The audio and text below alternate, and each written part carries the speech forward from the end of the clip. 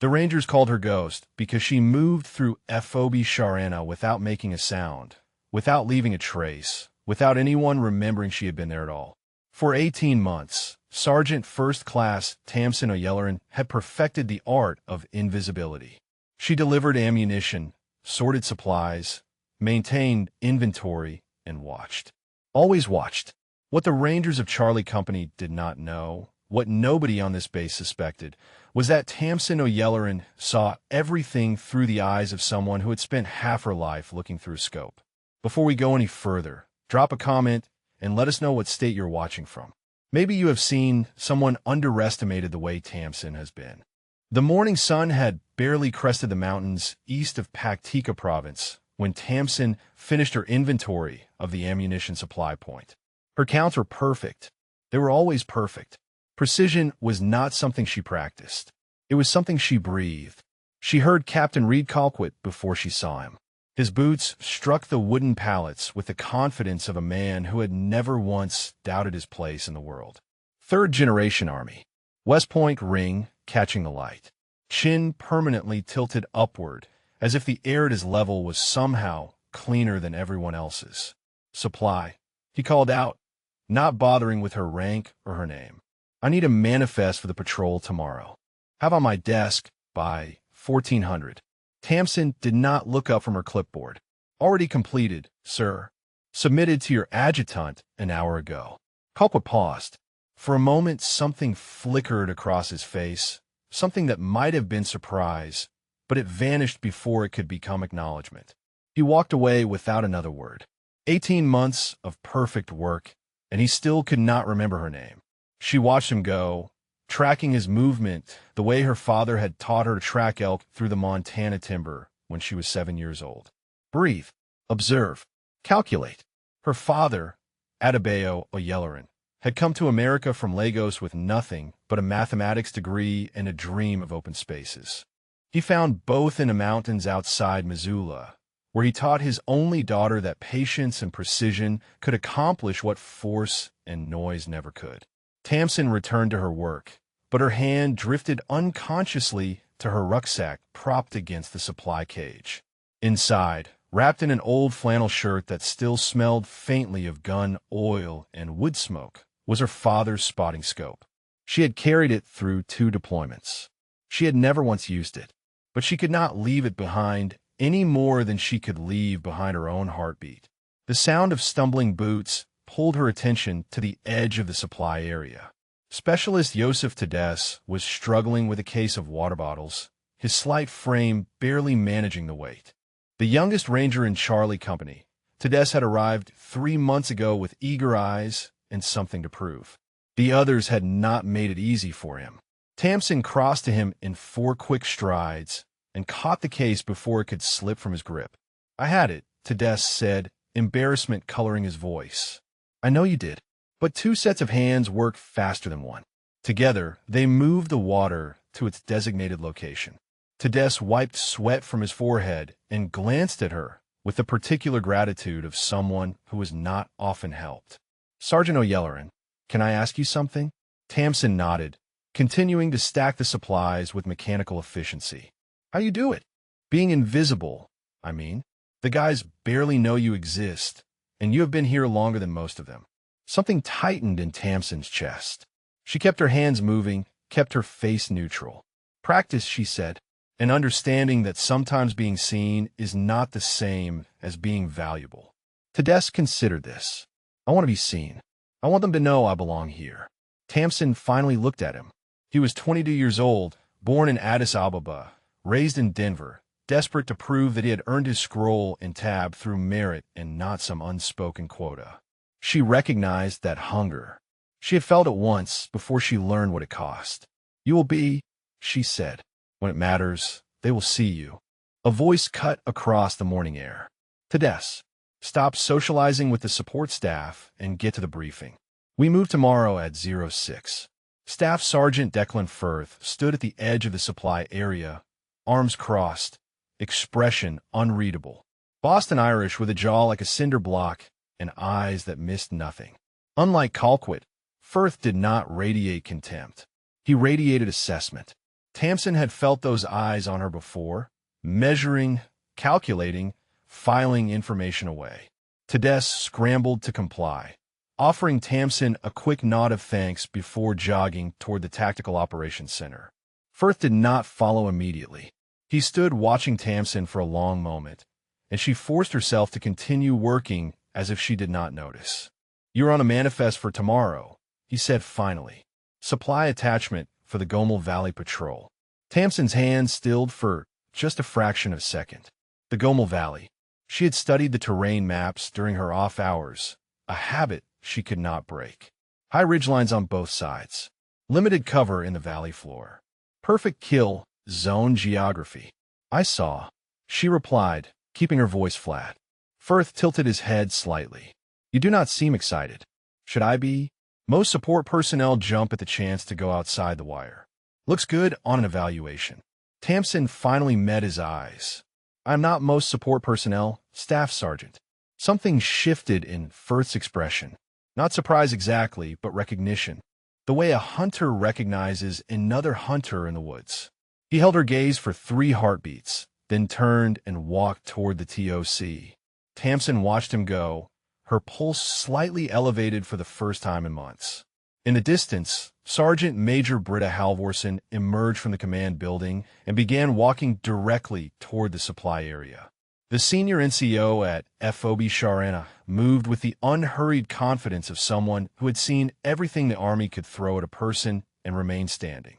Norwegian ancestry showed in her ice-pale eyes and the silver threading through her blonde hair. She stopped in front of Tamsin and said nothing for a long moment. "You know about the patrol?" Halvorsen said. It was not a question. "I know." Halvorsen's jaw tightened. "The Gomel Valley has a reputation. Bad things happen to people who go in unprepared. I'm always prepared, Sergeant Major." Halvorsen stepped closer, lowering her voice. "Secrets have a way of coming out in that valley, O'Yellerin. Whatever you are carrying, whatever you think you have buried, that terrain has a way of digging it up." Tamsin felt cold despite the Afghan heat. "With respect, Sergeant Major, I do not know what you mean." Halvorsen studied her for a long moment. "Yes," she said quietly. "You do." She turned and walked away, leaving Tamsin standing alone among the ammunition crates and water bottles, her father's scope pressing against her back like a promise she had never been allowed to keep. The briefing was scheduled for 1800. In 12 hours, she would walk into that valley with men who did not know her name, her history, or what she was capable of doing. She did not know yet that only one of those things would still be true by the time they walked out. The briefing room smelled of stale coffee and nervous sweat. Tamsin stood at the back, clipboard in hand, cataloging the supplies that would accompany the patrol while Captain Colquitt outlined the mission parameters on a map that showed the Gomel Valley in topographic detail. She already knew every contour line by heart. 23 Rangers filled the folding chairs, their attention fixed on their commander as he traced the patrol route with a wooden pointer. Tamsin let her eyes drift across their faces. Young men mostly, mid-20s, carrying the particular tension of soldiers who had seen enough combat to respect it, but not enough to fear it properly. Tedess sat in the front row, back straight, absorbing every word. Firth leaned against the side wall, arms crossed, watching Colquitt with an expression that suggested professional respect without personal admiration. "The valley is 12 clicks southeast," Colquitt was saying. "Intelligence suggests minimal enemy activity, but we are not taking chances. Standard formation, eyes on the ridge lines, radio checks every 15 minutes." Tamsin studied the map from her position. The route Colquitt had chosen ran directly through the center of the valley floor. Maximum exposure, minimal cover. If she had been planning this patrol, she would have hugged the eastern ridge, used the rock formations for concealment, moved in shorter bounds with overwatch positions established before each advance. But nobody had asked her. She became aware of Firth's gaze on her, and realized her eyes had been tracing alternative routes across the map with the focus of someone who understood terrain the way most people understood their own living rooms. She dropped her attention to her clipboard and pretended to count ammunition allocations. The briefing ended with Colquitt's standard dismissal. "Get some rest." We step off at 0600. And remember, we are rangers. We do not get surprised. We do the surprising. The men filed out, trading quiet comments and equipment checks. Tamsin remained still, waiting for the room to clear before she approached the supply manifest posted near the door. A hand caught her elbow. She turned to find Firth standing closer than she had realized, his Boston accent low and direct. You do not agree with the route. It was not a question. Tamsin kept her expression neutral. I am supply staff sergeant. Route planning is above my pay grade. Firth released her arm, but did not step back. I watched you during the briefing. You were not looking at Colquitt. You were looking at the map like you wanted to redraw it. Tamsin said nothing. Firth studied her for a moment longer, then shook his head. 18 months you have been here. I have seen you maybe a dozen times. You move through this FOB like smoke. But something about you does not fit the jacket. I do not know what you mean. I think you do. He paused. Get your gear ready. 0530, staging area. And whatever you are carrying that you think nobody knows about, make sure it is secured. The valley has a way of shaking things loose. He walked away before she could respond, leaving her alone in the empty briefing room with a map still displayed on the wall. She stared at the valley's contours, seeing not lines on paper, but angles of fire, fields of observation, dead zones, and kill zones. She saw 7 positions where she would place shooters if she wanted to destroy patrol. Tamsin returned to her quarters as the sun began its descent behind the mountains. The small room she shared with 2 other female support personnel was empty. She sat on her bunk and pulled her rucksack onto her lap, then carefully unwrapped the flannel shirt that protected her father's scope. The Leupold Mark IV was 15 years old, its body worn smooth by countless hours of handling. Her father had given it to her the day she left for basic training, pressing it into her hands with tears in his eyes he refused to acknowledge. You see things others cannot. Tamsin, he had said in his careful English that still carried the music of Yoruba beneath its surface. This will help you see them more clearly. But remember, seeing is only half the gift. The other half is knowing when to act on what you see. She had carried the scope through basic training, through her MOS qualification, through sniper school. She had been looking through it the day everything changed. The memory surfaced before she could stop it. Fort Benning, Georgia. Week 10 of the 17-week sniper course. She had been top of her class, the first woman to hold that position in the school's history. Her spotter was a quiet kid from Nebraska named Erickson, and together they had posted scores that instructors said they had never seen from candidates. Then came a night exercise, live fire, complex terrain, and Lieutenant Bradley Whitford, son of the school's commanding officer, had made a mistake that nearly cost Erickson his life. Tamsin closed her eyes against the memory, but it played anyway. The negligent discharge. Erickson screaming, blood spreading across his shoulder. And afterward, in the commander's office, the demand that she falsify her spotter log to indicate that Erickson had caused the accident through improper positioning. She had refused. 24 hours later, she was expelled from sniper school for conduct unbecoming. Erickson, pressured and afraid, had signed the false statement.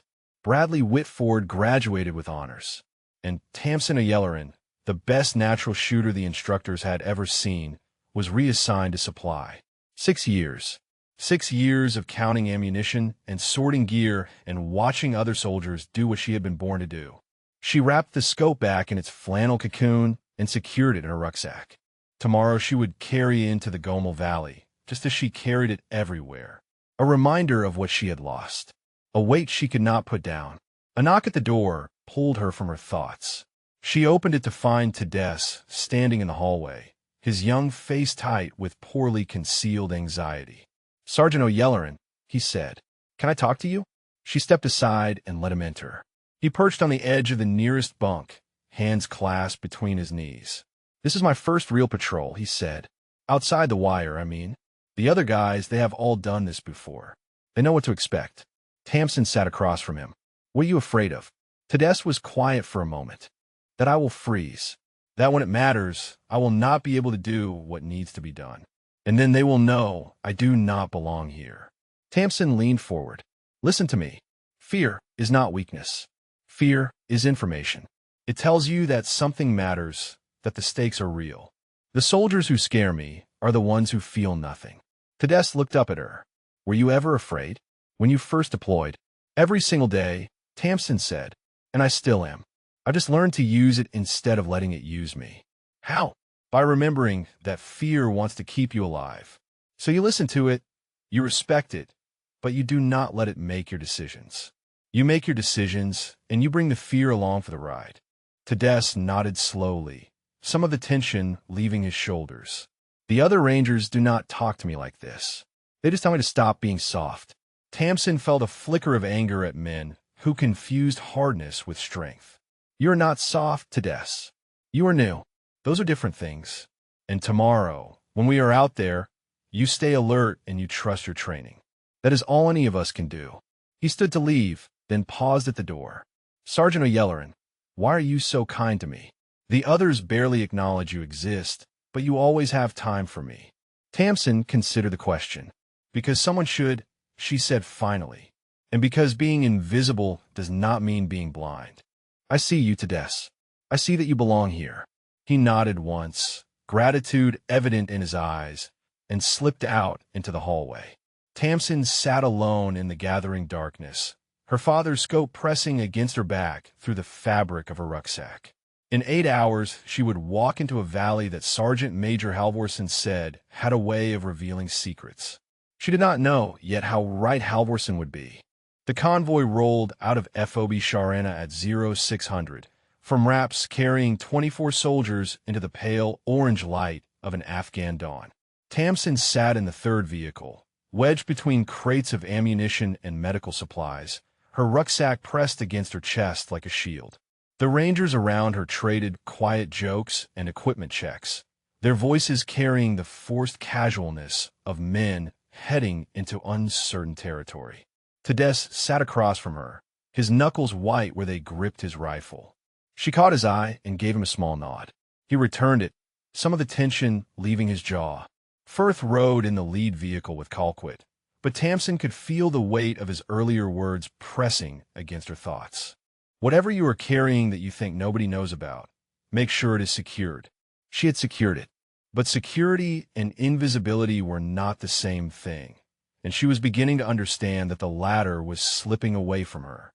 The road wound southeast through terrain that shifted from flat desert to rocky foothills within the first 5 kilometers. Tamsin watched the landscape through the small ballistic window, her mind automatically cataloging elevation changes, sight lines, potential ambush points. The training she had tried to bury for 6 years refused to stay buried. It surfaced with every ridge they passed, every cluster of boulders that could conceal a shooter, every dry riverbed that could channel attackers. 90 minutes into the patrol, the convoy halted at the mouth of the Gomel Valley.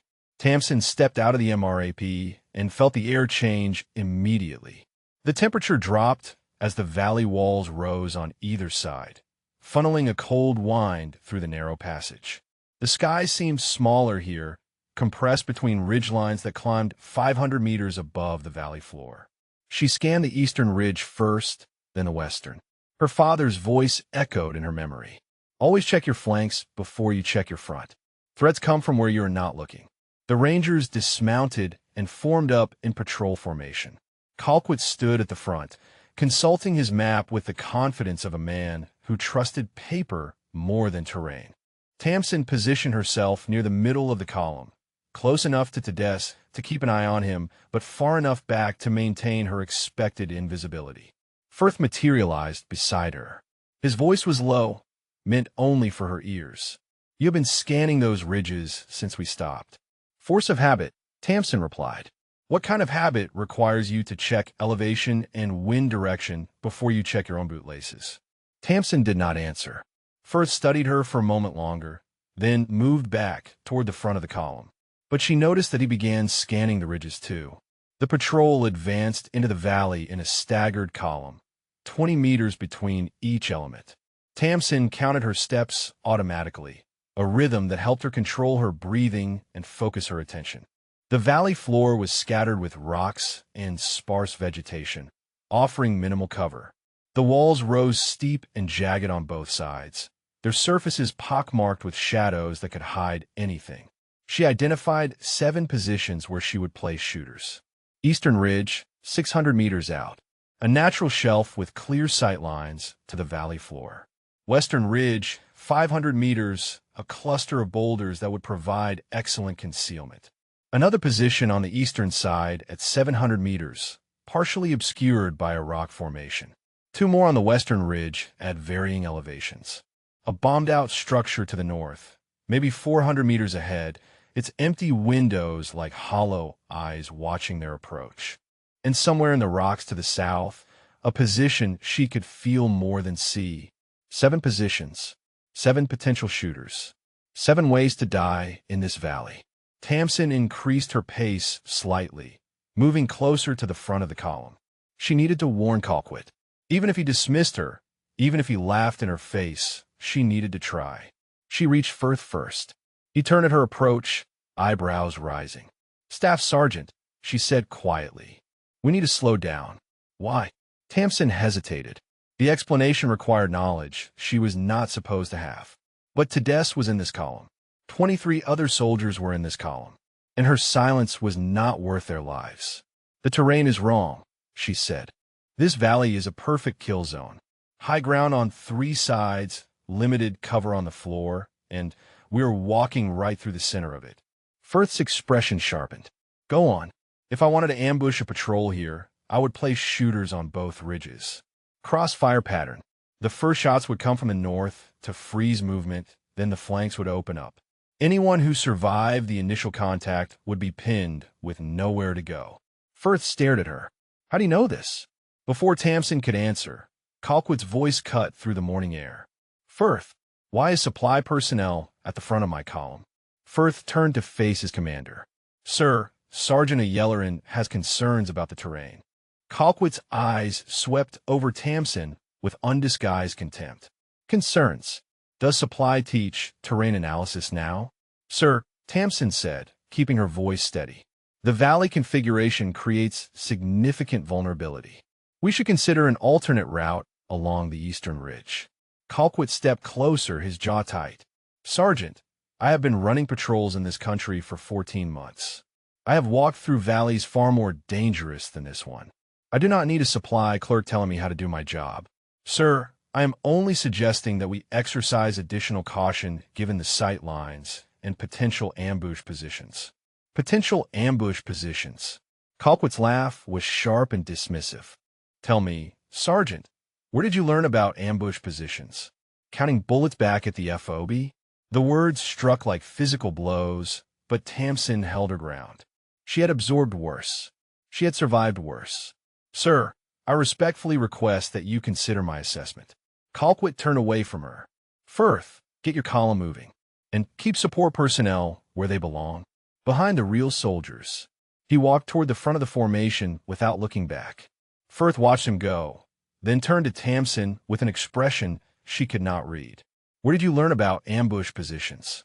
Tamsin met his eyes. "It does not matter. He is not going to listen. It matters to me." She held his gaze for a long moment, then shook her head. "We should keep moving, Staff Sergeant. The longer we stand still in this valley, the more time anyone watching has to get into position." Firth's jaw tightened, but he nodded. "Fall back to your position. And O'Yelleran, keep your eyes on those ridges." Tamsin returned to the middle of the column, her pulse elevated and her instincts screaming. The valley walls seemed to press closer with each step. The shadows in the rocks seemed deeper. The silence seemed louder. She found Tedesque and moved into position beside him. His young face was pale but determined. "Is something wrong, Sergeant?" Tamsin scanned the eastern ridge, then the western. 7 positions, 7 shooters. She could feel them now, feel the weight of eyes watching from concealment. "Stay close to me," she said quietly. "If something happens, you get behind the largest rock you can find, and you do not move until I tell you." Tedesque's eyes widened. "Sergeant, what are you not telling me?" The crack of a rifle shot split the morning air before she could answer, and the valley erupted into chaos. The first shot came from the north, exactly where Tamsin had predicted. The round struck the lead ranger in the shoulder and spun him to the ground before anyone could process what was happening. Then the ridgelines came alive. Muzzle flashes erupted from the eastern ridge. The western ridge answered half a second later. The air filled with the crack and whine of incoming fire, rounds snapping past heads and sparking off rocks and punching into flesh with sounds that Tamsin would never forget. "Down!" she screamed, grabbing Tedesque by his body armor and dragging him behind a cluster of boulders. "Get down and stay down." Rangers scattered across the valley floor, seeking whatever cover they could find. The formation that had been so orderly moments before dissolved into chaos. Men skjutet for medics. Men skjutet for covering fyra. Men shouted names of friends they could not see. Tamsin pressed her back against the boulder and forced herself to breathe. In through the nose, out through the mouth. Control the fear. Use the fear. Her father's voice, calm and steady in her memory, cutting through the panic that threatened to overwhelm her. She risked a glance around the edge of the rock. The valley had become a kill zone exactly as she had feared. Rangers were pinned in small clusters, unable to move without exposing themselves to crossfire. The enemy shooters had perfect positions, perfect angles, perfect patience. They were not spraying rounds indiscriminately. They were taking aimed shots, one at a time, methodical and devastating. Tamsin counted muzzle flashes. Eastern Ridge, 2 positions, 6 and 700 meters. Western Ridge, 2 more, 500 and 650. The bombed-out structure to the north, 400 meters, 1 shooter controlling the avenue of approach. And somewhere in the rocks, 2 more she could not yet pinpoint. 7 shooters, 7 snipers. This was not a random ambush. This was a coordinated kill team. A scream cut through the gunfire. Tamsin turned to see Private First Class Cormac Dunn, the radio operator, crawling toward cover with blood streaming from his thigh. His radio was still attached to his back, antenna bent but intact. Their only link to air support, to reinforcement, to survival. "Stay here," Tamsin told Tedesque. "Do not move." She broke from cover before her mind could talk her out of it. 3 seconds of exposure. Rounds cracked past her head as she sprinted toward Dunn. She slid the last 2 meters on her knees, grabbed his drag handle, and hauled him behind a rock outcropping just as a round struck the ground where his head had been. Dunn was pale, his breathing ragged. The bullet had gone through the meat of his thigh, missing the artery but bleeding heavily. Tamsin pulled the tourniquet from his kit and cinched it above the wound with practiced efficiency. "The radio," Dunn gasped. "It still works. I think it still works." Tamsin checked the handset. Static, then a faint voice requesting status. She keyed the mic. "Firebase Sharana. This is Charlie Element. Troops in contact. Grid follows. We have multiple casualties and are pinned by enemy sniper fire from elevated positions. Request immediate air support." The response crackled back, distorted but audible. Charlie Element understood. "Fast movers are 20 minutes out. Can you mark enemy positions?" 20 minutes. In 20 minutes, half the patrol could be dead. Tamsin scanned the ridgelines again.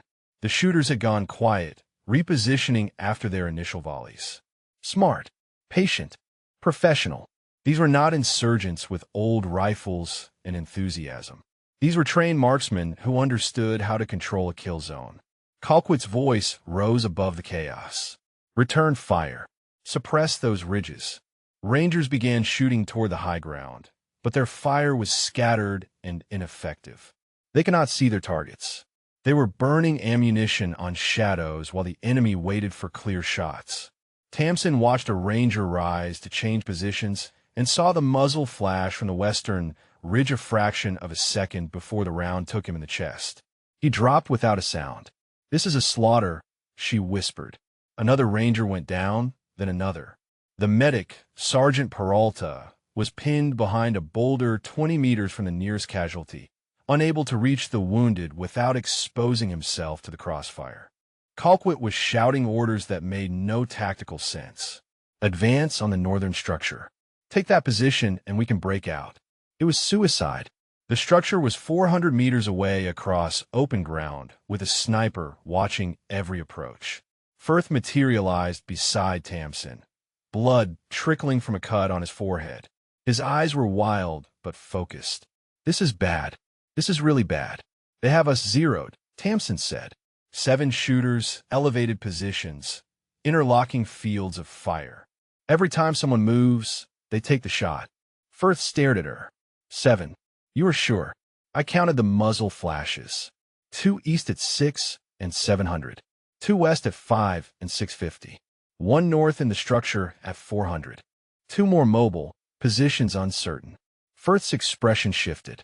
That is not a supplies sergeant talking. Before Tamsin could respond, a burst of fire drove them both flat against the rocks. When the shooting paused, Firth grabbed her arm. "Oh, Yellerin, I need to know. Right now. Who are you?" Tamsin looked across the valley at the Rangers pinned and bleeding, at Tedesque huddled behind his boulder, at the medic who could not reach the dying. She looked at the ridgelines where 7 shooters waited with patience and precision for their next kills. She thought about 6 years of silence. 6 years of invisibility. 6 years of watching others do what she was born to do while she counted ammunition and sorted supplies and swallowed the injustice that had stolen her purpose. She thought about her father's scope, wrapped in flannel, pressing against her back. And she made her decision. "I was 2 weeks from graduating top of my sniper school class," she said, "before they expelled me for refusing to lie." Firth's eyes went wide. Another shot cracked across the valley. Another Ranger screamed. Tamsin reached for her rucksack and began to unwrap the flannel shirt. "I need a rifle," she said, "and I need you to trust me." Firth did not hesitate. He grabbed the M110 from a wounded Ranger 3 meters away and pressed it into Tamsin's hands. The semi-automatic sniper rifle felt like coming home. She checked the magazine. 18 rounds remaining. The scope was a Leupold Mark IV, newer than her father's but familiar enough. She adjusted the focus with fingers that remembered every click and dial, even after 6 years of forced exile. Another shot cracked from the eastern ridge. Another Ranger cried out in pain. Tamsin pressed her father's spotting scope into Firth's hands. "You know how to use this?" "I know enough." "Then spot for me. Call wind and distance. And keep your head down." She moved to the edge of their cover and settled into a prone position, the rifle an extension of her body. The stock pressed against her cheek. Her breathing slowed. The chaos of the valley, the screaming and gunfire and fear, faded to a distant hum as she entered the mental space her father had taught her to find when she was 9 years old. See the target. Calculate the variables. Control the breath. Squeeze the trigger. The world narrowed to the circle of her scope. She scanned the eastern ridge first, searching for the shooter at 600 meters. The rocks were jagged and shadowed, 100 places to hide. But trained snipers left signatures if you knew how to read them. A barrel that caught the light. A shape that was too regular against the organic chaos of stone. A position that offered the perfect angle on the kill zone below. There, a flicker of movement in a shallow depression near the ridgeline. 620 meters. The shooter was repositioning, confident in his concealment. "East Ridge," Firth said, his voice tight but steady through the spotting scope. 620. Win half value right, maybe 2 minutes. Tamsin made the adjustment. Her crosshairs settled on the depression. She waited. The shooter rose slightly to take his next shot, his rifle emerging from the rocks like a snake from its hole. Tamsin exhaled, half a breath, and squeezed. The rifle kicked against her shoulder.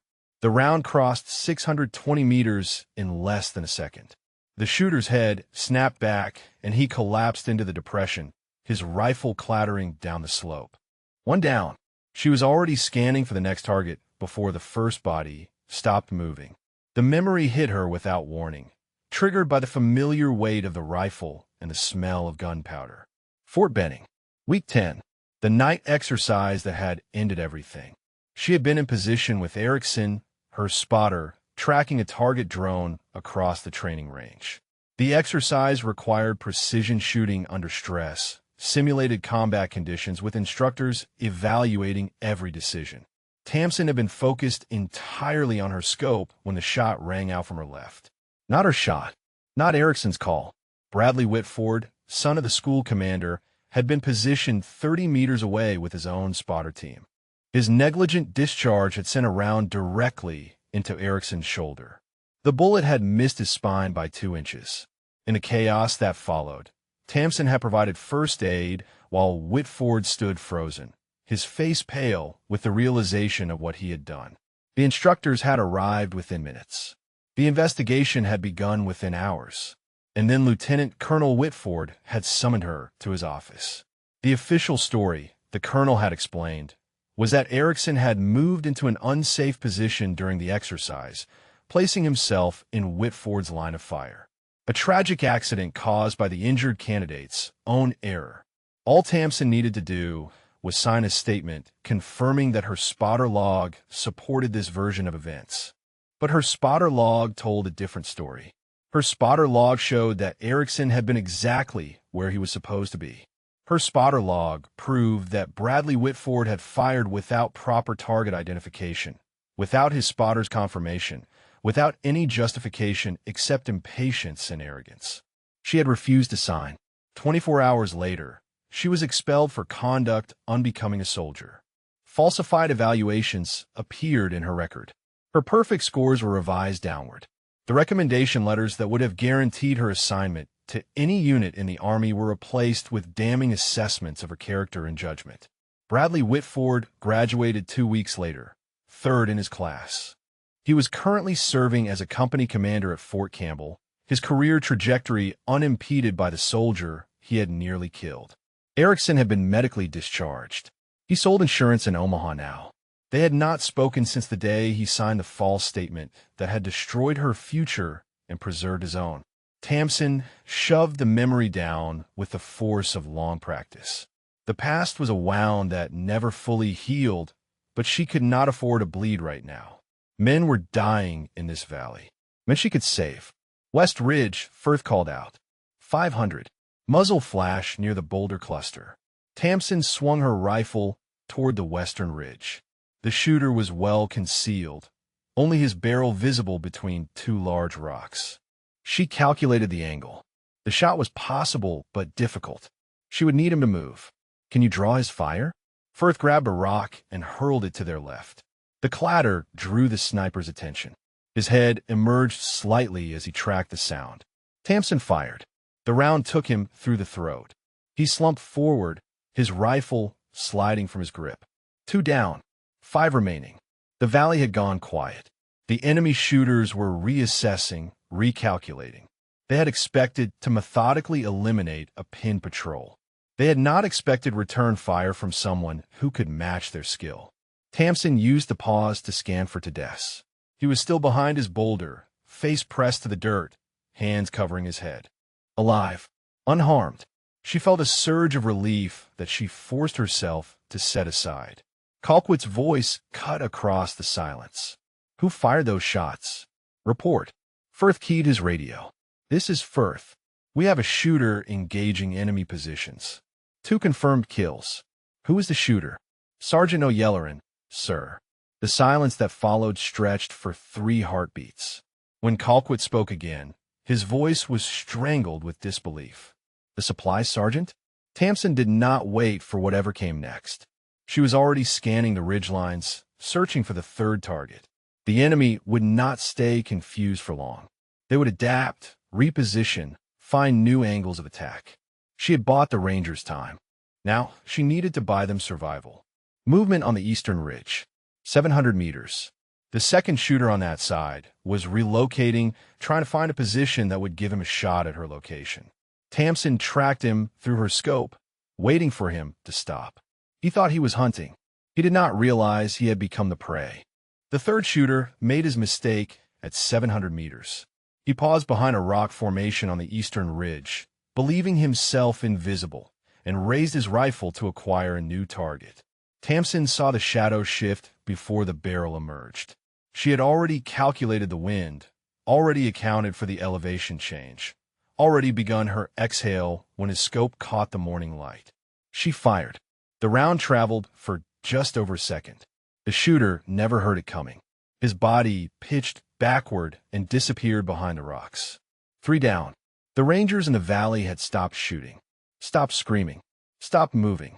Every eye that could see was fixed on the supply sergeant lying prone behind a boulder, methodically eliminating the enemy that had pinned them in a kill zone. Tamsin ignored the attention. She had spent 6 years being invisible. Being seen now meant nothing if she could not finish what she had started. West Ridge, Firth called out. 650. The rocks shaped like a broken tooth. She swung her rifle left, scanning the western ridge for the formation he described. There, a jagged outcropping that did indeed resemble a shattered molar. Movement in the shadows at its base. The shooter was prone, while concealed, only the tip of his barrel visible. A difficult shot. The angle was steep, the target minimal, the margin for error measured in centimeters. Tamsin slowed her breathing further. Her heartbeat dropped to 50 beats per minute, a trick her father had taught her during long hunts in the Montana wilderness. The body follows the mind, he had said. Calm your thoughts, and your hands will steady themselves. The shooter shifted, adjusting his position. For a fraction of a second, his shoulder became visible. Tamsin squeezed the trigger. The round struck him in the upper chest. He jerked once and went still. For down. Firth let out a breath that might have been a prayer. That was 650 meters, through a gap the size of my fist. Tamsin did not respond. She was already searching for the fifth shooter. The bombed-out structure to the north still held one sniper. 400 meters. The easiest shot she would take today, if he would only show himself. But the shooter had gone aground after her first kill. He understood now that the rules had changed. She studied the structure through her scope. 2 floors, partially collapsed. Empty windows on the ground level. A larger opening on the second floor where the wall had crumbled away. If she were in that building, she would position herself deep in the shadows, using the darkness for concealment while maintaining a clear field of fire. He is on the second floor, she told Firth. Back from the opening. I cannot see him. Want me to call for suppressive fire? Get him a move? Tamsin considered. The Rangers could pour rounds into that building, but without a specific target, they would likely miss. And the noise would mask the sounds of the 2 mobile shooters she had not yet located. No, we wait. He will make a mistake eventually. They always do. The valley held its breath. Smoke drifted from a burning vehicle hit in the initial ambush. The wounded groaned softly behind their cover. Somewhere to her left, a ranger was whispering prayers in Spanish. Movement, not from the structure, from the southern rocks.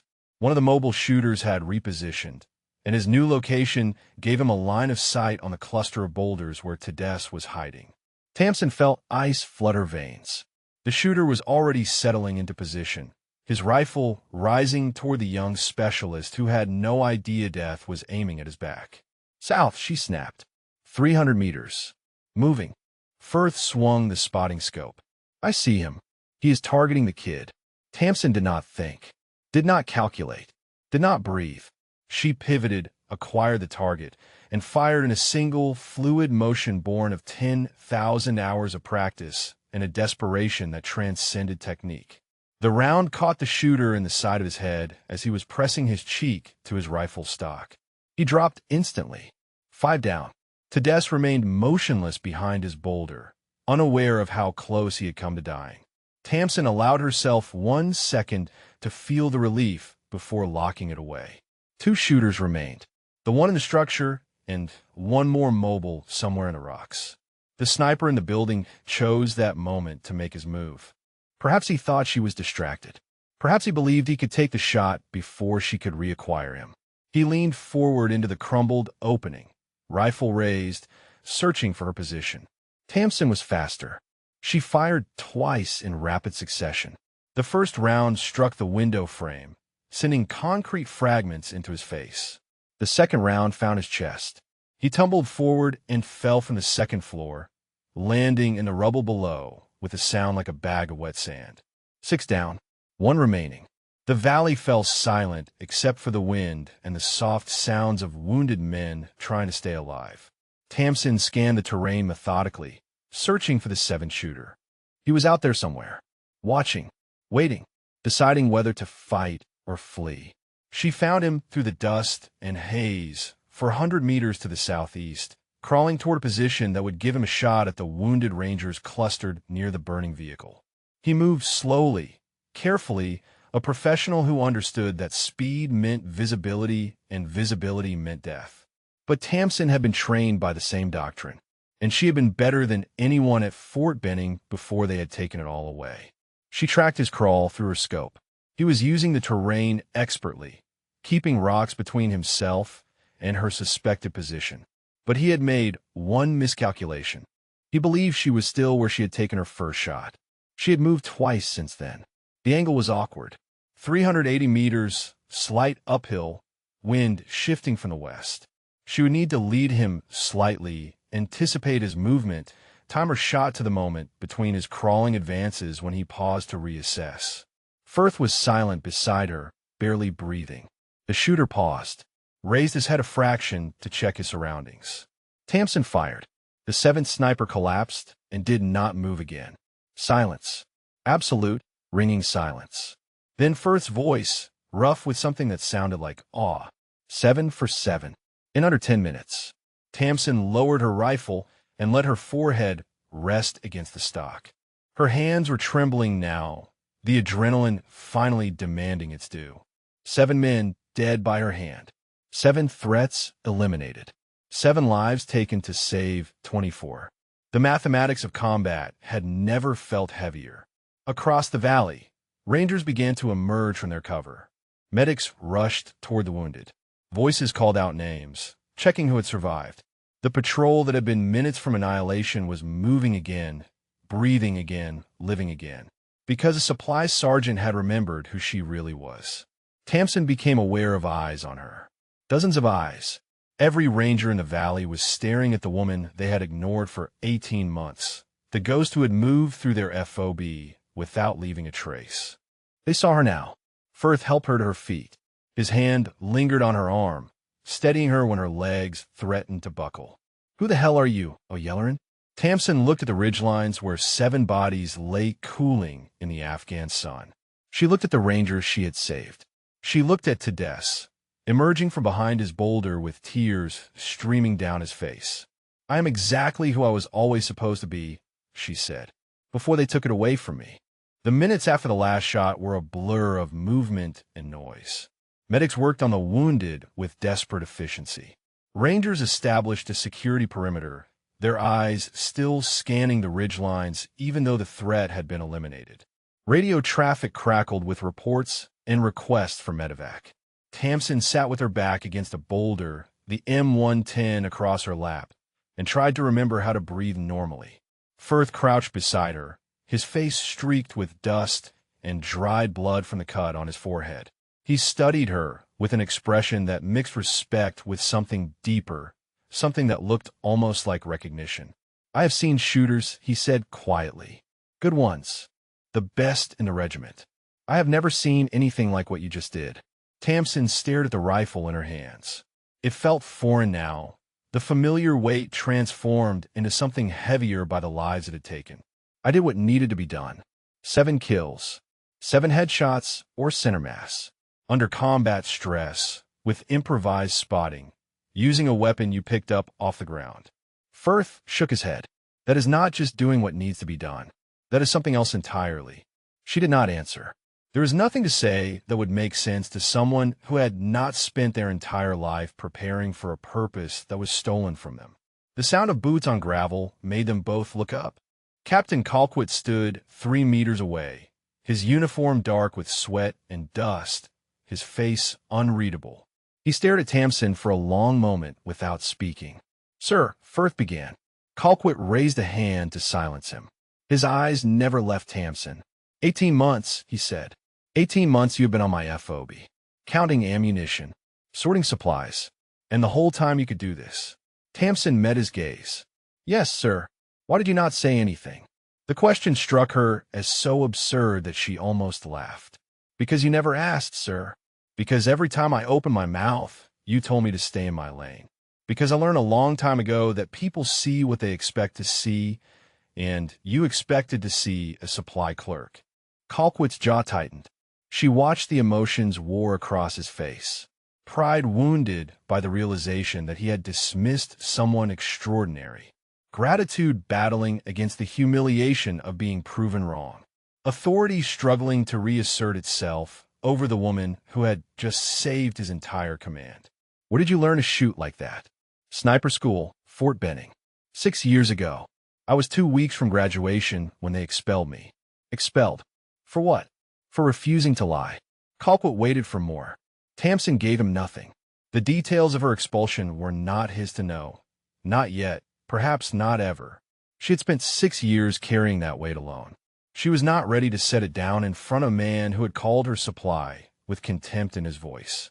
The captain turned to Firth. Get her to the casualty collection point. Have the medics check her over.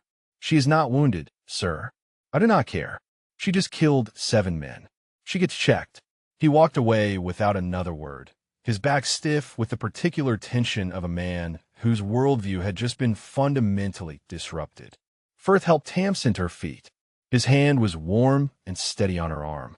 Come on. Orders are orders, even the stupid ones. They walked through the aftermath of the ambush together. Tamsin saw the faces of the Rangers as she passed. Some stared with open amazement. Others looked away, embarrassed perhaps by how thoroughly they had dismissed her. A few nodded with the silent respect of soldiers who recognized what she had done. She found Tedesque near the casualty collection point, sitting on an empty ammunition crate with his head in his hands. His shoulders were shaking. Tamsin knelt in front of him. Tedesque, look at me. He raised his face. Tears had carved clean tracks through the dust on his cheeks. His eyes were red, his breathing ragged. I froze, he whispered. When the shooting started, I just froze. I cannot move. I cannot think. I just lay there like a coward while people were dying around me. Tamsin took his hands in hers. You're not a coward. You survived. That is not cowardice. That is instinct. But I did not do anything. I did not help anyone. You stayed alive. That is something. And Tedesque, listen to me. She squeezed his hands until he met her eyes. There was a shooter targeting you. One of the snipers had you in his sights. If you had moved, if you tried to be a hero, you would be dead right now. Tedesque stared at her. What? I saw him lining up his shot. I killed him before he could take it. But if you had been moving, if you had been anywhere other than behind that rock, I would not have had time. The young specialist's face crumpled. You saved my life. I did my job. Today, my job was keeping you alive. Tedesque broke thin, the fear and relief and gratitude overwhelming him. He grabbed Tamsin in a fierce embrace, his body shaking with sobs he could no longer control. She held him, this boy who reminded her of Erickson, of every young soldier she had ever watched struggle under the weight of expectations they never asked to carry. Thank you, he choked out. Thank you. Tamsin closed her eyes and let herself feel the warmth of human connection after 18 months of cold invisibility. You are welcome, Tedesque. You are welcome. When he finally pulled away, wiping his face with his sleeve, she saw Firth watching from a few meters away. His expression had shifted again, the professional assessment giving way to something softer. The medic approached before either of them could speak. She submitted to the examination with practiced patience, answering questions about her condition while her mind wandered elsewhere. 7 kills. The number kept circling back. 7 men who had woken up that morning, eaten breakfast, checked their weapons, taken their positions. 7 men with families somewhere, mothers who would never see them again, perhaps children who would grow up without fathers. She had not hesitated. She had not felt doubt. In the moment, there had been only the calculation of angles and the necessity of action. But now, in the quiet after the storm, the weight was settling on her shoulders like a physical burden. The medic pronounced her fit and moved on to the next soldier. Tamsin sat alone, staring at the mountains that had witnessed what she had done. A shadow fell across her. She looked up to find Firth holding 2 canteens. Water, he said, offering her one. You need to hydrate. She took the canteen and drank deeply. The water was warm and tasted like plastic, but it was the most refreshing thing she had ever consumed. Firth sat beside her, close enough that their shoulders almost touched. For a while, neither of them spoke. Finally, he broke the silence. What happened at Fort Benning? Tamsin considered the question. She had not spoken about it to anyone in 6 years. But something about this man, this ranger who had spotted for her, without question, who had trusted her with his life and the lives of his men, made her want to answer. There was an accident, she said slowly, during a night exercise. A negligent discharge that wounded my spotter. The shooter was the commanding officer's son. They wanted me to falsify my records to protect him. And you refused. I refused. Firth nodded slowly. And they destroyed you for it. They tried. She looked at the rifle still lying across her lap. But some things cannot be destroyed. They can only be buried. And buried things have a way of coming back up. Firth was quiet for a moment. Then he said, I'm glad they did. Come back up, I mean. She turned to look at him, surprised by the warmth in his voice. He met her eyes steadily. We would all be dead right now if they had not. Tamsin felt something crack in her chest, a wall she had built so carefully over 6 years of silence and invisibility. She looked away before he could see the moisture gathering in her eyes. Maybe, she said, or maybe someone else would have stepped up. No. Firth's voice was certain. No one else could have done what you did today. And I think you know that. She didn't know it. She had always known it. But hearing someone else say it, someone who had watched her work and understood what it meant, was something she had not realized she needed until this moment. The medevac helicopters were approaching, their rotors beating the air into submission. The wounded would be evacuated. The dead would be collected. The patrol would return to FOB Sharana with a story that would spread through the ranks like wildfire. The supply sergeant who killed 7 snipers. Tamsin watched the helicopters descend and wondered what came next. The medevac helicopters lifted off with 6 wounded rangers aboard, their rotors churning dust into the air as they banked toward the medical facility at Bagram. Tamsin watched them disappear over the eastern ridge, the same ridge where 3 of her kills lay cooling in the afternoon sun. Colquitt ordered the patrol to prepare for movement. They would not stay in the valley any longer than necessary. Recovery teams would return later for the enemy bodies and whatever intelligence could be gathered from their equipment. Tamsin fell into formation with the others, but nothing was the same. The Rangers who had ignored her for 18 months now made space for her in the column. They nodded as she passed. They spoke her name, Sergeant O'Yelleran. Not Supply, not Ghost. Her name. Firth positioned himself beside her as they began the march back toward the vehicles. His rifle was slung across his chest, his eyes constantly moving across the terrain even though the immediate threat had been eliminated. You know this is not over, he said quietly. Tamsin kept her gaze forward. I know. Colquitt is going to want answers. Real answers. The kind you did not give him back there. Then he will have to wait until I'm ready to give them. Firth was silent for a moment. The story you told me. About the accident and the cover-up. Is that all of it? Tamsin considered how much to share.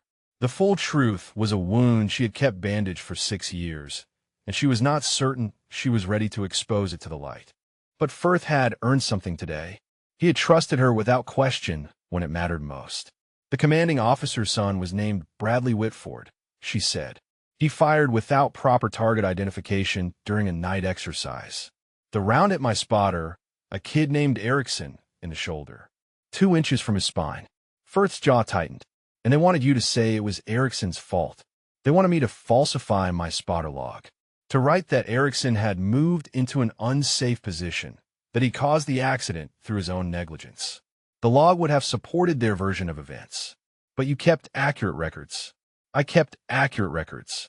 My log showed exactly where Erickson was positioned, exactly when the shot was fired, exactly who was responsible. She paused. They could not let that stand. If my log was entered into evidence, Bradley Whitford would have faced court-martial. His career would have been over. His father's reputation would have been destroyed. So they destroyed you instead. Tamsin nodded. Conduct unbecoming. Falsified evaluations. Recommendations that made me unemployable in any combat role. They did not just expel me from sniper school. They made sure I could never get back. The column moved through a narrow pass between 2 rock formations. Tamsin automatically checked the high ground, a habit that would never leave her now. What happened to Erickson? He signed their statement. She kept her voice flat, refusing to let the old betrayal color her words. He was scared. He wanted to stay in the army. I do not blame him for that, but it still hurts. Tamsin did not answer. Some truths did not need to be spoken aloud. They reached the vehicles as the sun began its descent toward the western mountains. The MRAPs were where they had left them, untouched by the ambush that had nearly destroyed the patrol. Rangers loaded gear and conducted final checks, while Colquitt coordinated with the TOC over the radio. Tamsin found herself standing apart from the others, watching the activity with the detachment of someone who had spent too long on the outside looking in. She had saved these men. She had proven herself beyond any possible doubt, and yet the old habits of invisibility clung to her like a second skin. Firth approached with the M110 she had used during the engagement. The rifle had been cleaned and secured, its magazine replaced with a fresh load. "This belongs to Sergeant Reeves," he said, "the man you took it from. He is going to make it. Medics say the wound was clean through and through." "Good." Tamsin did not reach for the rifle. "That is good." Firth held it out toward her anyway. "He wanted you to have it." Tamsin looked at him sharply. "What?" "Reeves. When they were loading him onto the bird, he told me to give you his rifle. Said anyone who could shoot like that deserve a proper weapon, not some scope wrapped in an old shirt." The words hit her harder than she expected. She stared at the rifle, this tool that had become an extension of her will, that had channeled 6 years of suppressed purpose into 7 perfect shots. "I cannot accept that." "You can." Firth pressed the rifle into her hands. "You saved his life, O'Yelleran. You saved all our lives. Let him thank you the only way a ranger knows how." Tamsin's fingers closed around the stock. The weight was familiar now, comfortable in a way that felt like coming home after a long exile. Colquitt's voice cut across the staging area. "Mount up. We are moving in 5. The Rangers began climbing into the vehicles. Tamsin moved toward the 3rd MRAP, the same position she had occupied on the way out. But Firth caught her arm. "You are riding up front, with me and the captain." She started to protest, but something in his eyes stopped her. This was not a request. This was a statement about where she belonged now. The interior of the lead MRAP was cramped and hot. Colquitt sat in the commander's position, his face set in hard lines as he reviewed reports on a tablet. He did not acknowledge Tamsin as she took her seat, but she felt his awareness of her presence like a physical weight. The convoy rolled out of the valley as the last light of day painted the mountains gold and orange. Tamsin watched the terrain scroll past through the ballistic glass, the ridgelines that had held death just hours ago now peaceful in the fading light. Colquitt spoke without looking up from his tablet. "When we get back to Sharana, you and I are going to have a conversation." "Yes, sir. A real conversation. Not the brush-off you gave me earlier. I want the full story. All of it." Tamsin met his eyes in the reflection of the glass. "With respect, sir, the full story is not mine alone to tell. There are other people involved, other careers that could be affected. I do not care about other careers. I care about understanding how I had a world-class sniper sorting my ammunition for 18 months without anyone knowing. Maybe," Tamsin said quietly, "you should care about why no one knew. About what happened to make someone like me disappear into a supply cage. Because the answer to that question says more about the Army than it does about me." Colquitt was silent for a long moment. The MRAP rumbled over rough terrain, its suspension absorbing the worst of the impacts. When he spoke again, his voice had lost some of its edge. "Fair enough, Sergeant, but I still want to know." Tamsin turned back to the window. The FOB was visible now, a cluster of lights in the gathering darkness. 18 months of invisibility were ending. Whatever came next, she could not go back to being a ghost. "You will," she said. "When we get back, you will know everything." The convoy passed through the gates of FOB Sharana, and Tamsin felt the weight of what was coming settle onto her shoulders.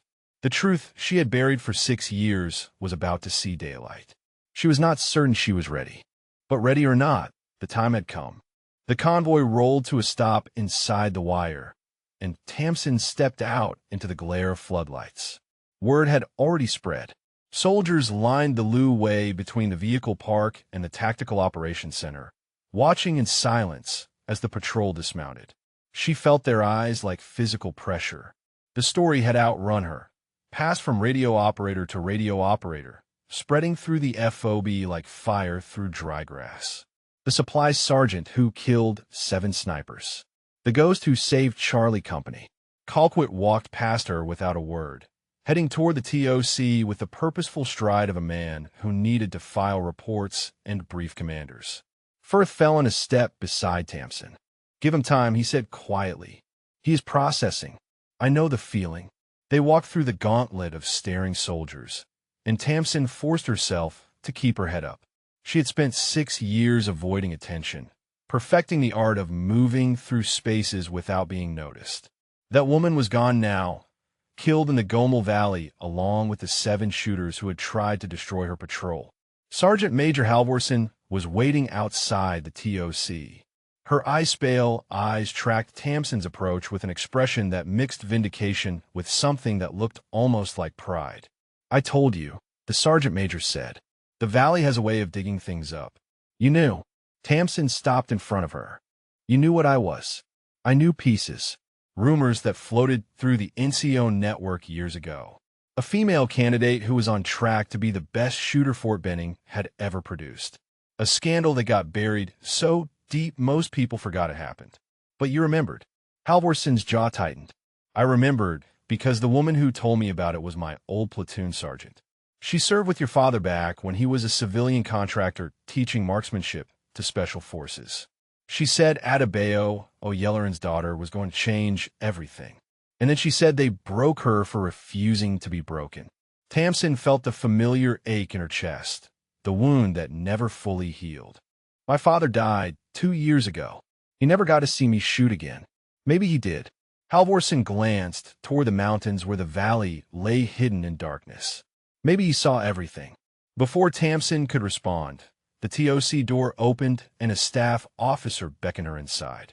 The sergeant major squeezed her arm once, a gesture of solidarity, and stepped aside. The Tactical Operations Center was crowded with personnel monitoring screens and coordinating communications. Colquitt stood at the central table, a satellite phone pressed to his ear, his free hand making sharp gestures as he spoke. Tamsin waited near the entrance until he finished his call. When he turned to face her, his expression was unreadable. "Battalion commander wants a full debrief," he said. "They're sending investigators from Bugram tomorrow. What happened today is going to generate a lot of paperwork." "I understand, sir." Colquitt studied her for a long moment. "But before any of that happens, you owe me an explanation. You said you would tell me everything."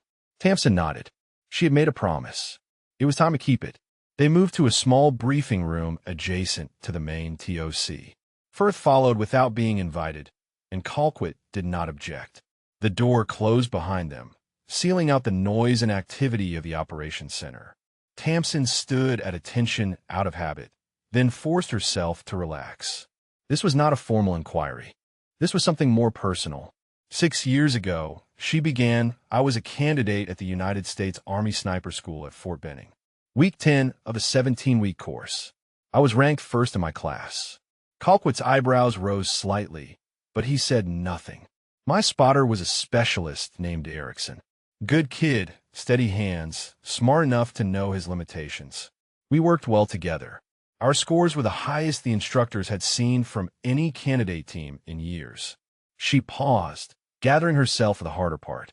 There was another candidate in our cycle, Lieutenant Bradley Whitford.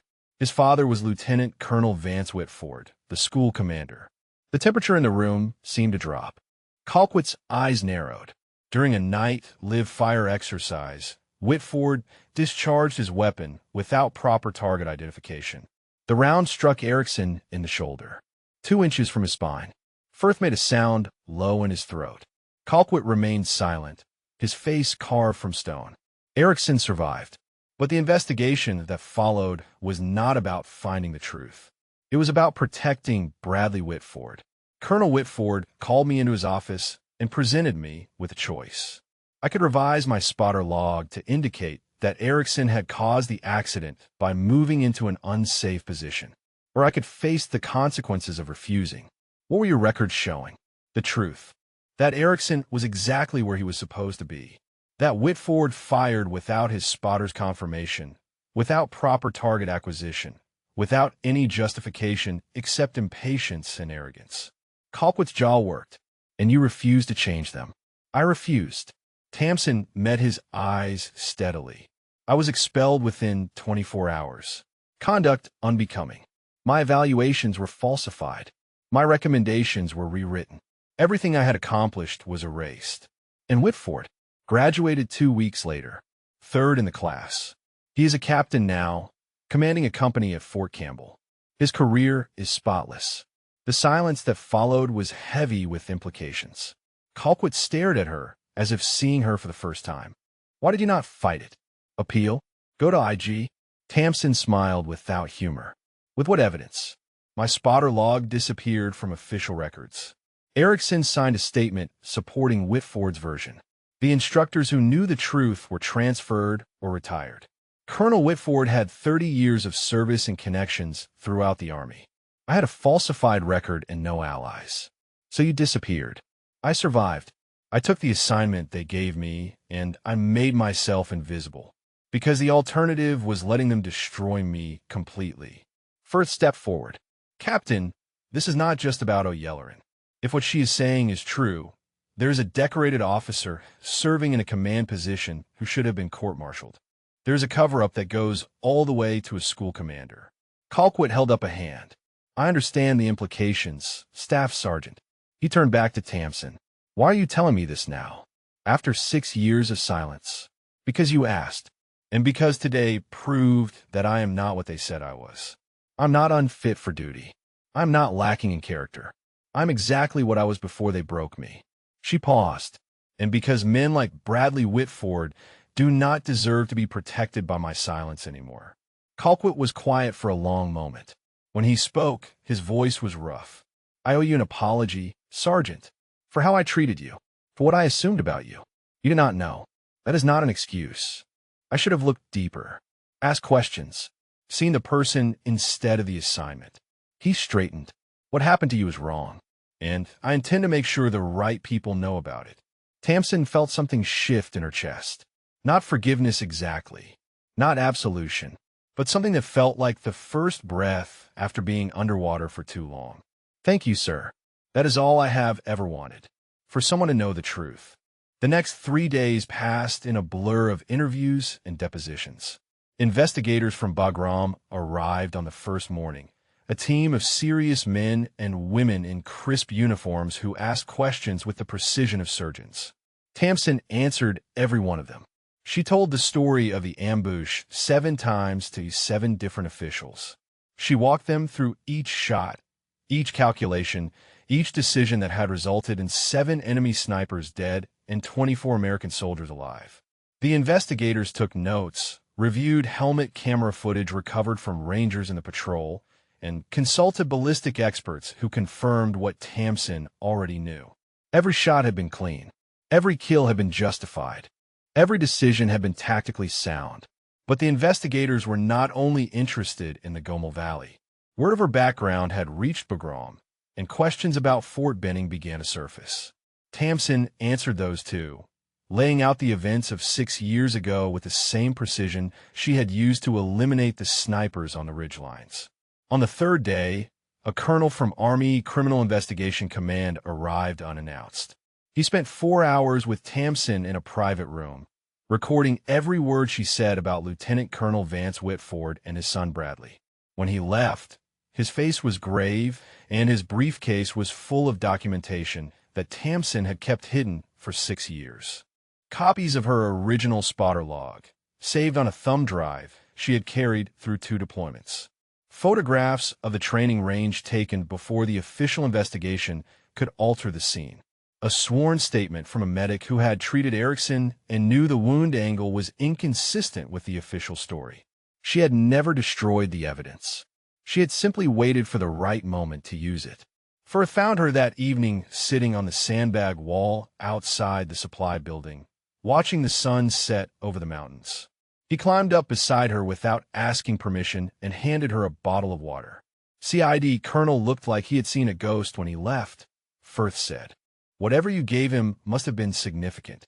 It was everything. Tamsin took a long drink. Everything I saved, everything I documented, everything I was too afraid to use 6 years ago. Why were you afraid? Because I was alone. Because they had already destroyed my career once, and I knew they could do it again. Because fighting felt pointless when the system was designed to protect people like the Whitfords. Firth nodded slowly. What changed? Tamsin considered the question. The valley, she said finally. Watching those rangers get torn apart and knowing I could stop it. I spent 6 years telling myself that staying invisible was survival. But when it mattered, when lives were on the line, I could not stay hidden anymore. And once you stepped out of the shadows, there was no going back. No, there was not. They sat in comfortable silence as the last light faded from the sky. The FOB settled into its evening rhythm around them, generators humming, voices carrying across the compound, the distant thump of helicopter rotors approaching from the east. Tedesz appeared at the base of the sandbag wall, his young face uncertain. Sergeant O'Yelleran, may I join you? Tamsin patted the sandbags beside her. The young specialist climbed up and settled into place, his legs dangling over the edge. I heard the investigators are finished, Tedesz said. What happens now? Now we wait. The army moves slowly, especially when careers are at stake. Tedesz was quiet for a moment. The other rangers have been talking. About what you did in the valley. About what happened to you at Fort Benning. Tamsin tensed. What are they saying? That you're the real thing. That anyone who could do what you did deserves to be wearing a different uniform. Tedesz glanced at her. Sergeant Reeves told everyone that his rifle is yours now. Permanently. He said any soldier who questions it can take it up with him personally. A warmth spread through Tamsin's chest that had nothing to do with the evening heat. She did not know how to respond, so she simply nodded. Firth cleared his throat. There is something else you should know. Captain Colquitt put in a recommendation this morning. He is requesting that you be attached to Charlie Company as a designated marksman. Permanently. Tamsin turned to stare at him. He did what? He went over his commander's head to do it. Wrote a personal letter to the regimental commander explaining what happened in the valley and what he learned about your background. Firth's lips twitched toward a smile. Apparently, he was very persuasive. But I'm not a ranger. I'm not even infantry. I am supply. You were supply. Firth met her eyes. What you are now is something else entirely. Before Tamsin could process this, a commotion near the TOC drew their attention. Soldiers were gathering, their voices raised in excitement. Someone was pointing toward the main gate. Captain Colquitt emerged from the TOC and walked directly toward them. His face was carefully neutral, but something in his eyes made Tamsin's pulse quicken. Sergeant O'Yelleran, he said formally. There has been a development. Tamsin slid off the sandbag wall and stood at attention. Yes, sir. I just received a call from Fort Campbell. Captain Bradley Whitford has been relieved of command pending investigation. CID agents arrived at his unit this afternoon. The words hit Tamsin like a physical blow. She swayed slightly, and Firth's hand steadied her elbow. Additionally, Colquitt continued, Lieutenant Colonel Vance Whitford, retired, is being recalled to active duty to face charges related to obstruction of justice and falsification of official documents. The evidence he provided to CID was apparently quite comprehensive. Tamsin could not speak. 6 years of silence, 6 years of swallowed injustice, 6 years of watching the men who destroyed her career thrive while she counted ammunition in a supply cage. And now, finally, the truth was coming to light. There is more. Colquitt's voice softened slightly. The commanding general of the infantry school has initiated a review of your expulsion from sniper school.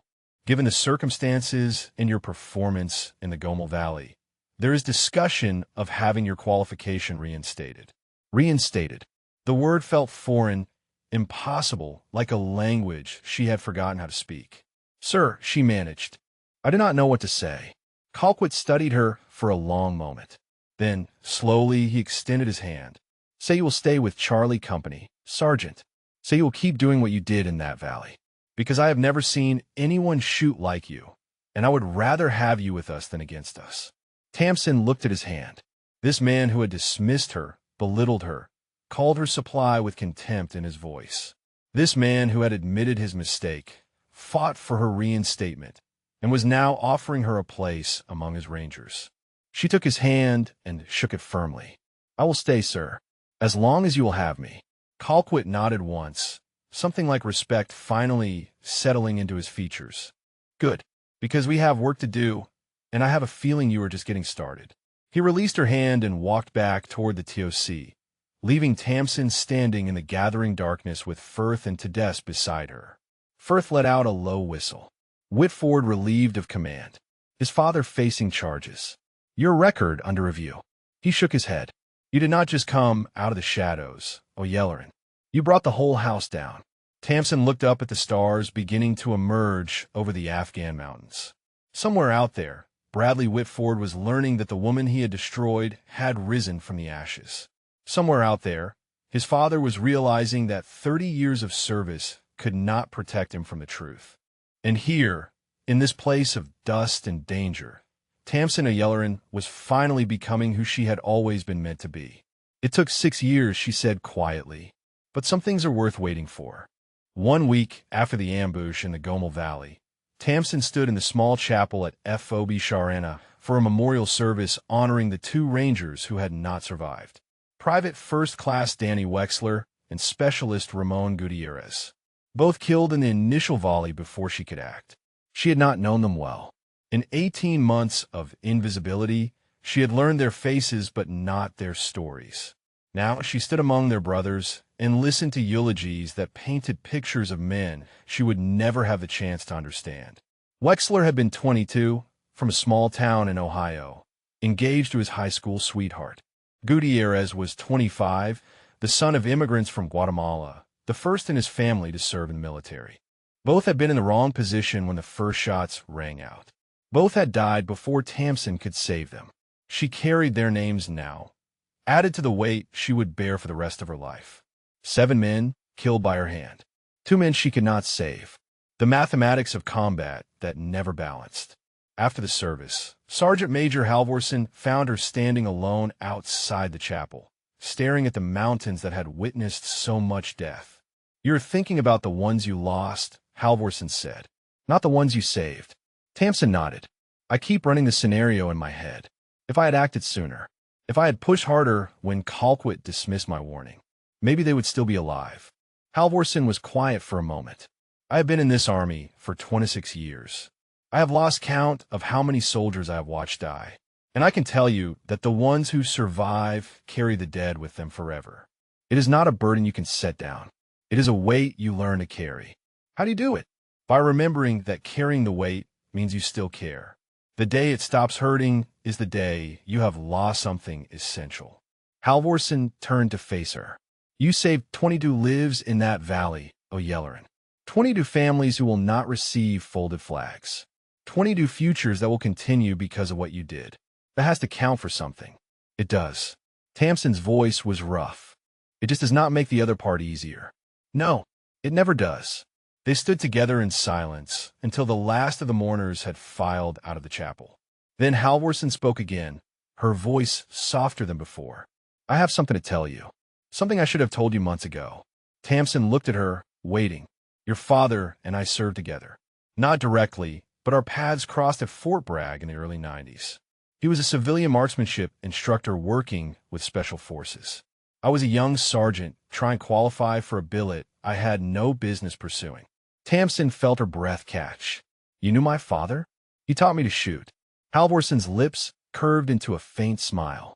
"I was terrible when I started. Could not hit the broadside of a barn. But Adebayo was patient. He had this way of seeing what you were doing wrong and explaining it so simply that you wondered how you had ever missed it. That sounds like him. He talked about you constantly. His daughter who could outshoot grown men by the time she was 12. His daughter who was going to change the army." Halvorsen's eyes glistened. "When I heard what happened at Fort Benning, I tried to find you. But you had already disappeared into the system. By the time I tracked you to Sharana, you had made it clear you wanted to be invisible. So you watched from a distance. I watched, And I waited, because I knew that sooner or later, the woman Adebayo described would emerge. The valley just accelerated the timeline. Tamsin felt tears threatening and forced them back. Why did you not tell me? Because you were not ready to hear it. You needed to find your own way back. All I could do was make sure you had the opportunity when the time came. The pieces fell into place in Tamsin's mind. Halvorson's cryptic warnings, her presence at key moments, the way she always seemed to know more than she should. You made sure I was assigned to that patrol.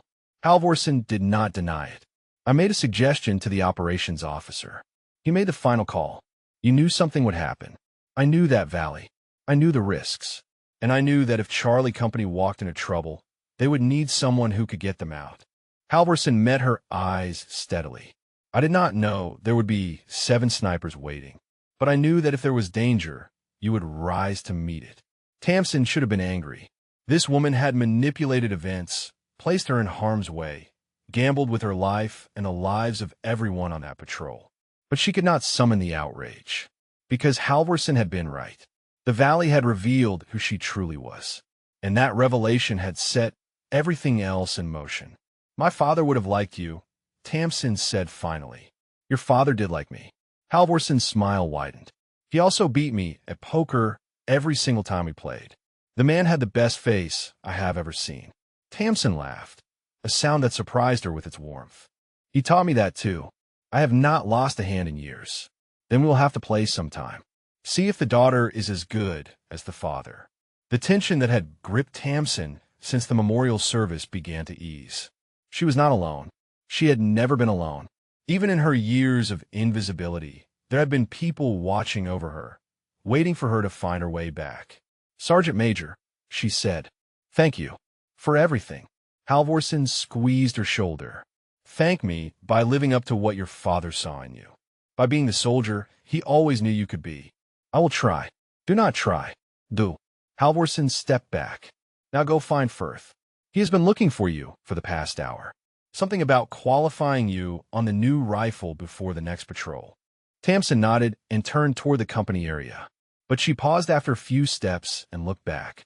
Sergeant Major, did my father ever say anything else about me? Before he died? Halvorson's expression softened with memory. The last time I spoke to him, he was sick, could barely lift his head. But he told me that his only regret was not seeing you shoot one more time. He said watching you behind a scope was like watching poetry in motion. Tamsin felt the tears finally break free, sliding down her cheeks in warm tracks. She did not try to stop them. He saw me, she whispered, in the valley. I felt him with me when I took those shots. Then he died knowing what you would become. Halvorson's voice was thick, and I think that gave him peace. Tamsin wiped her face with the back of her hand and straightened her shoulders. The grief was still there, would always be there, but it was joined now by something stronger.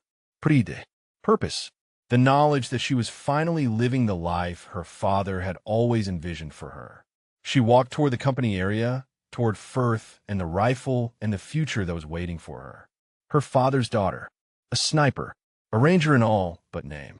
Finally, exactly who she was meant to be.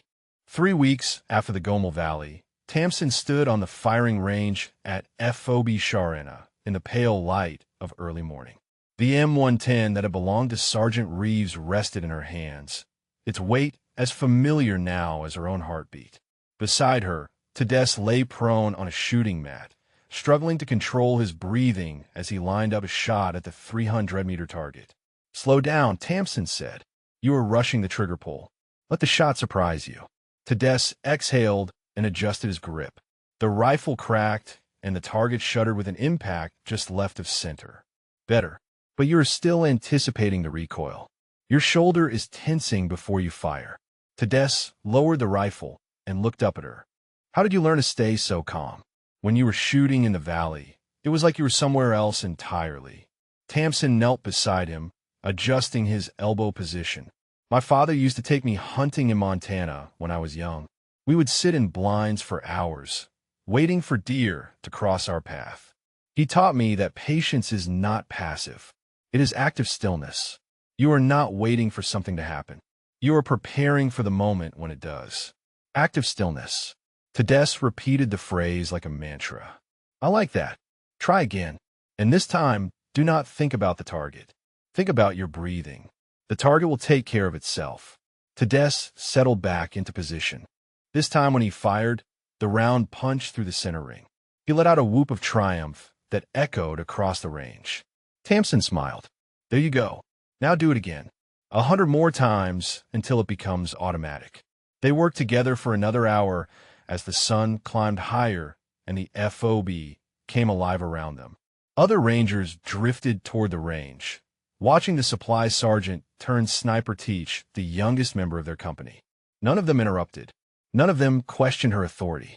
She had earned her place among them in blood and precision, and they respected what she had done. Firth arrived as the session was winding down, 2 cups of coffee in his hands. He offered one to Tamsin and watched Tedesque pack up the training rifle. Kid is improving, Firth observed. He has talent. Just needs confidence. Sounds like someone else I know. Firth's eyes crinkled with warmth. Speaking of which, I have news. Official word came down from Bugaram this morning. Tamsin felt her pulse quicken, but kept her expression neutral. And? Your sniper qualification has been reinstated. Effective immediately.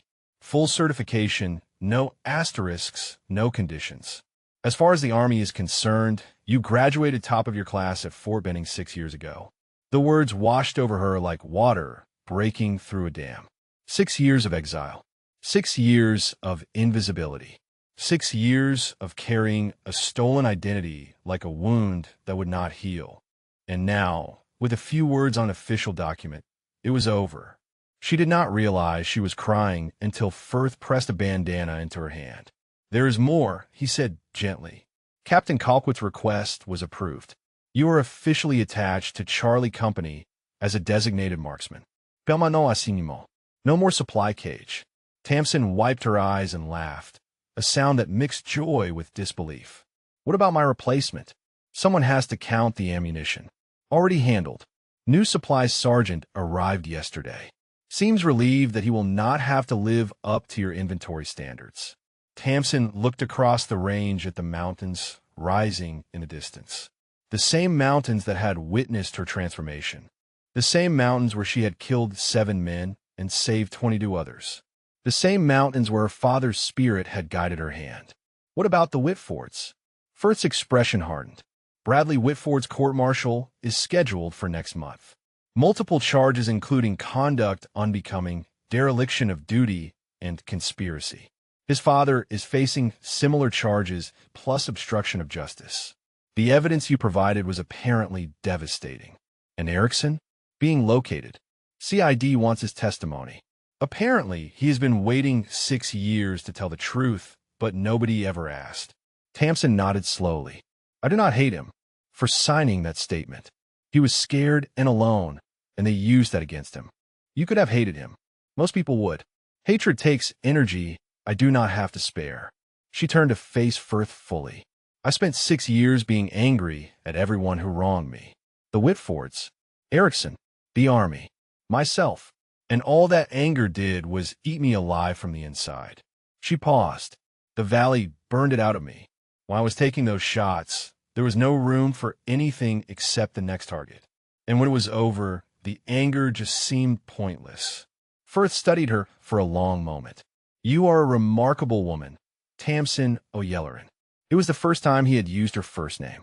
The intimacy of it caught her off guard, warming something in her chest that she had thought frozen beyond recovery. I am a work in progress, she said, same as everyone else. Movement near the range entrance caught her attention. Captain Colquitt was approaching, his stride purposeful but lacking the arrogance that had once defined it. He stopped a few feet away and nodded at both of them. Sergeant O'Yelleran. Staff Sergeant Firth.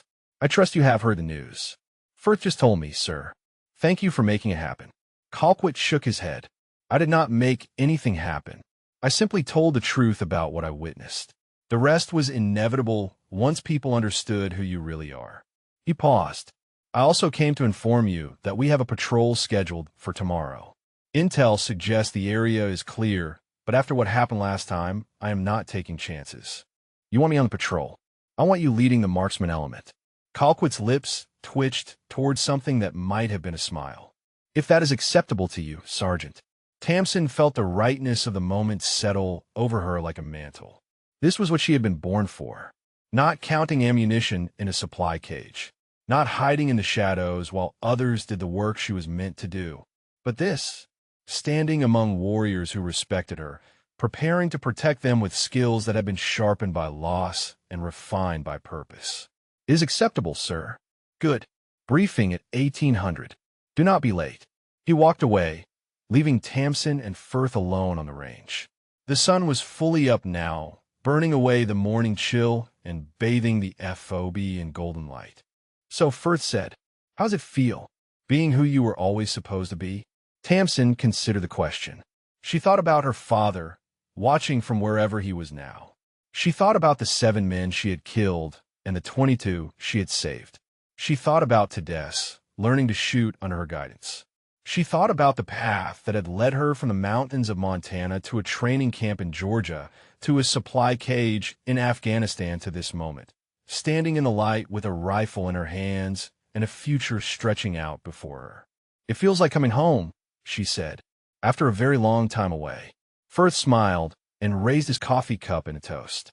"Welcome back, then. We are glad you are here." Tamsin touched her cup to his and drank deeply. Behind her, Tedesse was setting up for another round of practice. Ahead of her, another patrol waited, another chance to protect the soldiers who had become her family. And all around her, the FOB hummed with the rhythm of military life that she was finally, truly part of. If you enjoyed this story, drop a comment and let us know your favorite part.